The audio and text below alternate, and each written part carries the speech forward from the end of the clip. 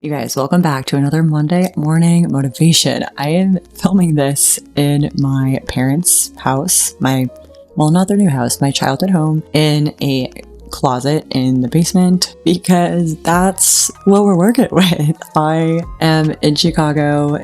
We are getting everything just together to put their house on the market. If you didn't know, they recently moved to Texas, right around the corner from me, maybe a good 5 minutes. But we just weren't sure what they were doing with the house. So we kind of had it ready, but we had to do the last minute things. We have a dumpster coming to get today. And I love getting rid of things. Like I love having minimal things because I feel like growing up, I literally hoarded things. So we're getting rid of stuff. We're doing touch-ups so they can list their house. And it's been making me so emotional and like nostalgic because I'm very focused on the present and future goals that I don't often like to take time to think about the past or dwell on the past unless it's, like a specific, I'm trying to learn from it, but it's just been really fun being here. I went to my Pure Barre studio that I started at back in, 2018. And the girl teaching was actually a client and friend back when I started. So it was very full circle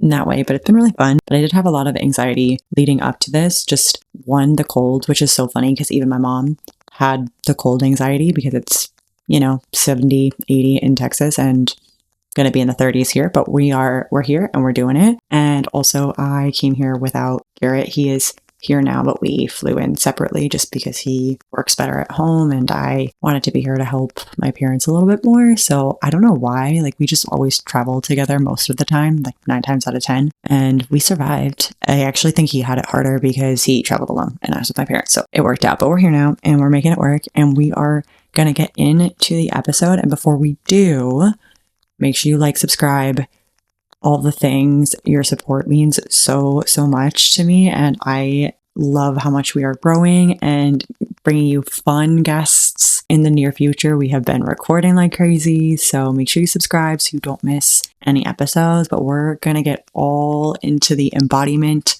all the good things. I think embodiment is so important if you want something else than your current situation, whether that's a dream job, a romantic or non-romantic relationship, whatever it is that you want in life. Embodiment is just literally the way to go, which it was and is a long process for me. I'm definitely still a work in progress. This is not an embodiment podcast. I am not an expert, but I think really what it comes down to on top of that is the whole concept of manifesting. And when I started manifesting, I didn't know what that even was. What I was doing was manifesting, but I just was kind of going through the motions. And I don't know how into the woo-woo aspect of it I even am to this day. But what I do know is that it has proven itself to work now. And so I definitely believe in a lot of the things that I did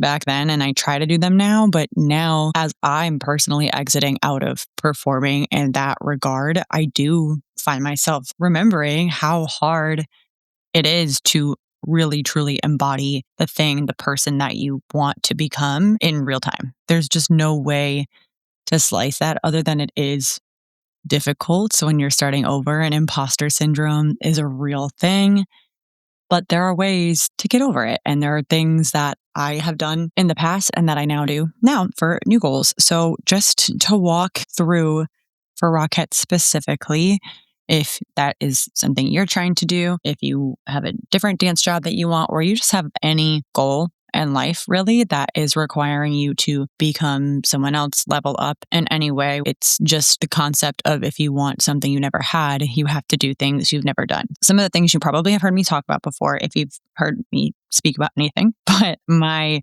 journal obsession is real. I think a friend told me about this, and I don't think it was in a manifesting way of oh, you just have to manifest it. But I did I am a Rockette every single day in my journal. And some days it's really funny. I wish this was a video for the sake of this, but I would sometimes write it multiple times in one day, 10 times. I don't remember the science behind that or if I was just that crazy, but I would honestly journal that, which is one of my favorite things to do now, look back and reflect on some of the other things that I would write, my goals in the present tense. I literally think it was my 10-year thing. I would every day write 10 things I wanted to be true in 10 years. And I think 8 or 9 of them are true now. But one of them was I'm married to the man of my dreams, which crazy.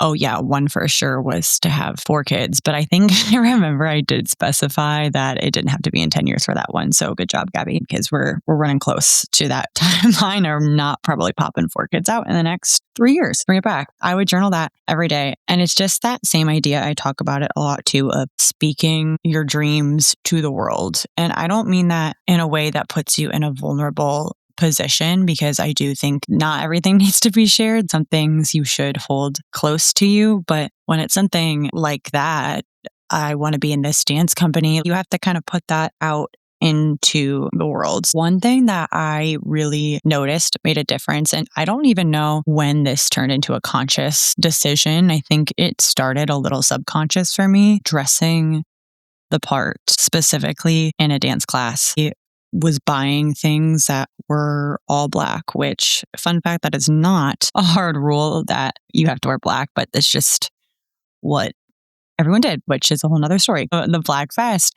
And to this day, I'm now trying to weed out black athletic clothes in my closet, because now I have the liberty, not actually, but now I enjoy wearing different colors and different patterns and things. And I'm like, wow, I only have black. But it was for so long, I was only wearing black and buying black things. But it got me into that headspace, right? Because I would look at pictures from rehearsal or videos from rehearsal. Everyone's in black. Everyone's wearing their vest. Everyone has their slick back hair, not necessarily a French twist, because God knows I showed up to my first hat fitting and could not do a French twist, where literally I put on one hat and it completely fell out. It's the slick back. Anyone can do that. I think I have a hair tutorial somewhere on the internet about it.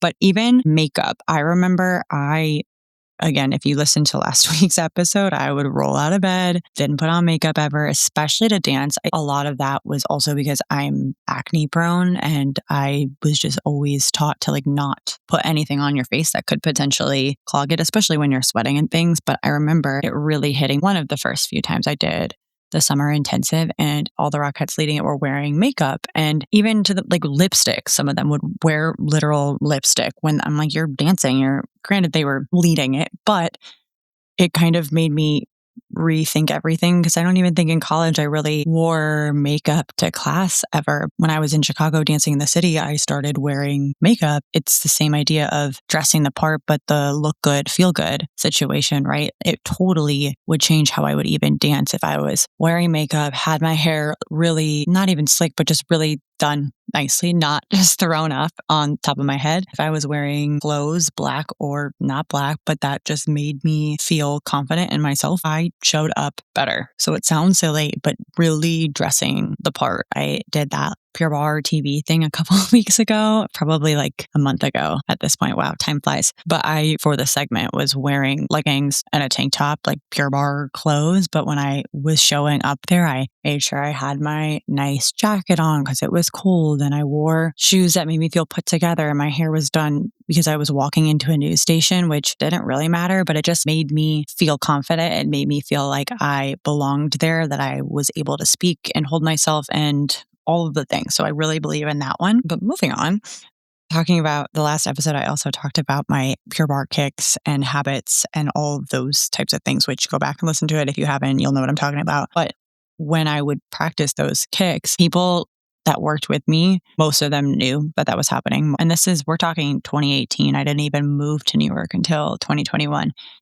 They then were very clued in on what I was trying to do and what my goals were. But then it was this thing of, yes, I was taking dance classes, but I was known as the dancer then, right? And I didn't have professional work prior to this. I had a degree in college, sure, but that was the energy I was putting out. And then they were kind of not directly, indirectly, I guess, validating me because they were supportive people and were cheering me on, obviously. But then it was that external validation of, oh yeah, people see me as that. This is who I am. I can do this. So it's just those trusted people, your circle, just putting it into the world, and then you'll kind of get it back to you. Another way I would do this is I would question myself when I was trying to make decisions of what would a Rockette do. And I do this now, not in that specific example. I have a very clear vision of the person I want to be and what it will take to get there. And so I'll find myself stopping and being like, okay, would Fee put this task off, or would they want to get it done right now? And then that helps motivate me to get it done. So for the dance example,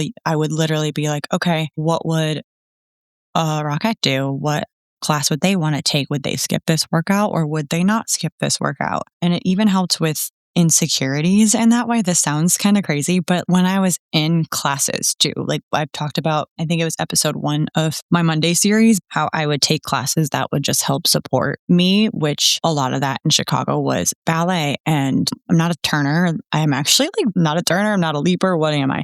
But I don't have the most flexible limbs. I've never figured out how to do a million kajillion turns. It's not my strength. And as we know, that's a big part of a ballet class. And a lot of dancers at these classes did have that strength and did have a really, really strong ballet technique because they were in more classical companies. But I was able to push that away, knowing that that's not who I am, which I was not yet. But those things didn't serve me. I didn't need to be able to go on stage and do a triple pirouette into an arabesque and do all those types of things. I had a specific purpose and intention behind taking that class. So it helped those insecurities even go away, which then helped me get confident into the right places, because that lack of confidence was slipping away a little bit. Same thing in my hip hop classes, where this is so silly sounding saying it out loud, but just, oh, I'm not a hip hop dancer. I'm a Rockette, so I don't have to be that good at this. This is just for that training. But I don't know, saying those things, even the intention with my workouts was helpful. So when I had to do cardio and kicks and certain things I didn't enjoy doing, having an intention and a reason behind it just helped get through it and make those decisions. And then again, therefore, embody everything even more. So I think embodiment, intentionality, they all kind of flow together in that way. So take with that what you will. It helped in so many different ways, but it also builds me up, and that embodiment happened faster. It just over time gradually kind of got to where it needed to be. And here we are today. Those are my main things, which kind of are vague, so they can kind of pour into your life, different aspects of things in a lot of different ways. But if this helps you, let me know. And if I can rack my brain, I can do another episode. If you have specific questions about any of those, you know where to find me. I hope those are helpful. My quote I'm going to leave you with for this week is, "You don't learn to swim by reading about water." I thought that one was really fitting. So you can think about things, you can live in your head, which yes, embodiment's a little bit in your head, but put these things into practice. You have more tools than you realize that can help you get to where you want to be. So just put them into practice. Don't overthink it. Easier said than done, I know. But if you like this, let me know. Love you guys. Have the best week.